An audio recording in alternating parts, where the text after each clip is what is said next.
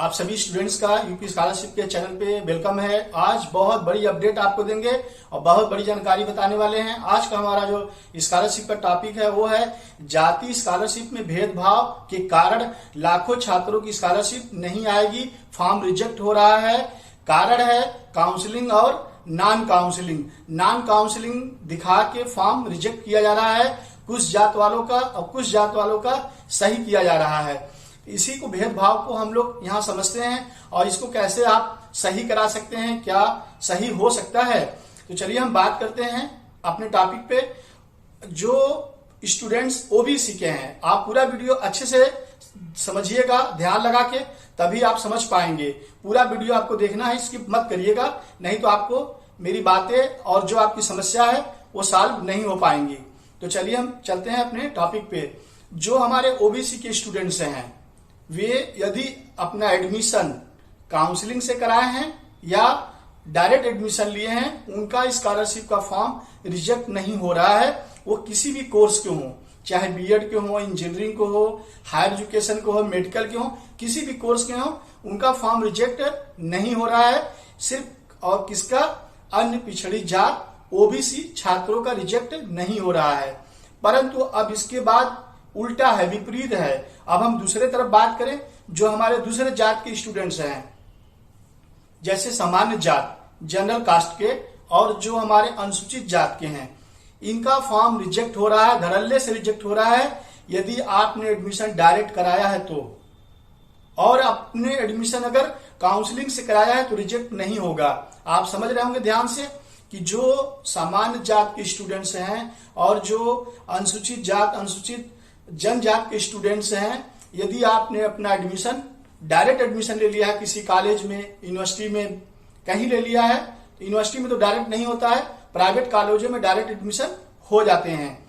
यदि आपने लिया है तो आपका फॉर्म नॉन काउंसलिंग दिखा के डीडब्ल्यूओ समाज कल्याण विभाग रिजेक्ट कर रहा है।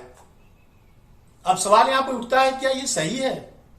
क्योंकि जो हमारा यूपी है और जो हमारे माननीय योगी आदित्यनाथ सीएम जी हैं, उत्तर प्रदेश सरकार, उत्तर प्रदेश गवर्नमेंट, क्या ये सही कर रही है? तो सही देखा जाए तो ये सही नहीं हो रहा है। न ही मेरे हिसाब से, न ही और किसी से भी आप पूछेंगे उनके हिसाब से भी सही नहीं हो रहा है। अब ये सूचना हमारे माननीय मुख्यमंत्री योगी आदित्यनाथ जी के पास है या नहीं, ये अलग विषय है। क्योंकि यदि उनके पास ये सूचना होती तो शायद ऐसा न होता। क्योंकि स्कॉलरशिप में भेदभाव होना ये मुश्किल है, ये नहीं होना चाहिए।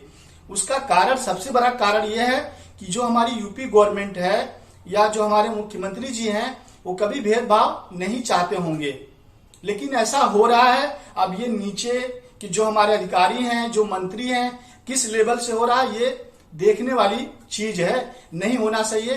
क्यों? क्योंकि जो हमारे सीएम साहब हैं और जो हम लोग छात्र हैं, उनके दृष्टि में, उनके शासन में, उनके कार्यकाल में, उनकी जो सोच होनी चाहिए, जो उनकी दृष्टि होनी चाहिए, सभी स्टूडेंट्स के लिए बराबर होनी चाहिए।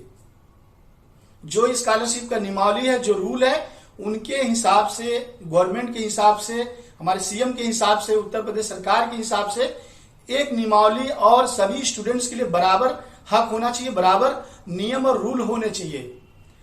किसी दूसरे कास्ट के लिए अलग रूल, किसी दूसरे कास्ट के लिए अलग रूल, ये तो नहीं होना चाहिए। खासकर एडमिशन के प्रक्रिया में और स्कॉलरशिप के प्रक्रिया में जो नॉन काउंसलिंग और काउंसलिंग दिखाकर जो है रिजेक्ट हो रहे हैं फॉर्म।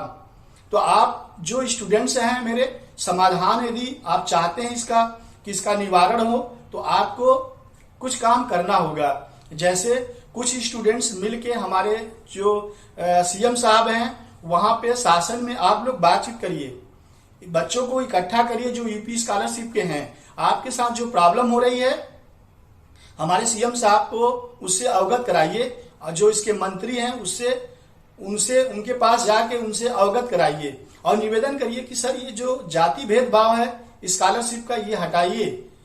दुख होता है कि हम अगर एक कोर्स में हैं, किसी भी कोर्स में, मान लीजिए उस कोर्स में हिंदू भी जो है ओबीसी के बच्चे पढ़ते हैं, जनरल के भी बच्चे पढ़ते हैं और एससी के भी बच्चे पढ़ते हैं।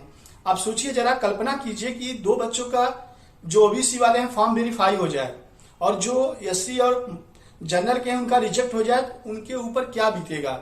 वो भी यूपी गवर्नमेंट का ही बच्चा है, उनके ही शासनकाल में पढ़ रहा है, उसका भी एडमिशन उसी कोर्स में है, उसी नियम के तहत है। तो स्कॉलरशिप में ये भेदभाव कैसा? पैसा नहीं है, बजट नहीं है, मत दीजिए, वो अलग बात है, लेकिन ये जाति दिखा के आप रिजेक्ट कर दें फॉर्म, ये गलत है। तो ऐसे सभी जो स्टूडेंट्स हैं, मेरे भाई बहन हैं, आप लोग प्लीज अपना एक जो है समूह बनाइए, सब आपस में मिलके सरकार से, शासन में आप लोग बात करिए, और अगर आप बात करेंगे तो जरूर इसका समाधान निकलेगा। जो फॉर्म समाज कल्याण विभाग DWO से नॉन काउंसिलिंग दिखा के रिजेक्ट हो रहा है, शायद रिवर्स हो जाए और न हो, और अगर हो तो सारे नियम सभी बच्चों पे लागू हो। तो आई होप कि जो मेरे स्टूडेंट्स हैं यूपी के, पूरे स्कॉलरशिप के किसी भी कोर्स के हैं, आप समझ गए होंगे आगे आपको क्या करना है। शासन में निवेदन करें, मुख्यमंत्री से निवेदन करें, आपकी प्रॉब्लम सॉल्व हो जाएगी। स्कॉलरशिप के दूसरे वीडियो मिलते हैं। जय हिंद। फिर भी आपके मन में कोई सवाल हो तो मुझे आप कमेंट कर दीजिएगा, मैं आपकी हेल्प करने की पूरी कोशिश करूंगा। वीडियो लाइक कर दीजिए, चैनल सब्सक्राइब कर लीजिए, जिससे स्कॉलरशिप की आपको और अच्छी वीडियो मिल सके। जय हिंद, जय भारत।